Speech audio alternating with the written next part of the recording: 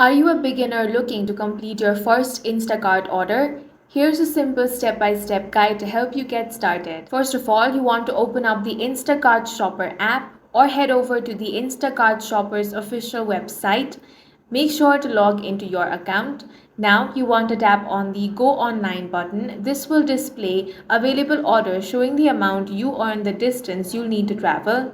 For example, you might see an order for $62 over 18.5 miles with a $42 tip, which is a great deal. After accepting the order, you'll get directions to the store.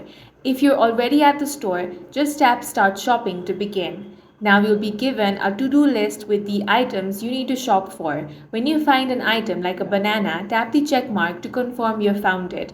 If it's a fresh item such as fruit, you'll be asked to input the quantity and weight. While shopping, make sure to inspect items closely, like checking for bruises on apples. When items need to be scanned, simply use the app's barcode scanner to make sure you're picking the right product. If the item is out of stock, you can send the customer photos of the alternatives. If you don't want any replacement, you'll need to refund the item.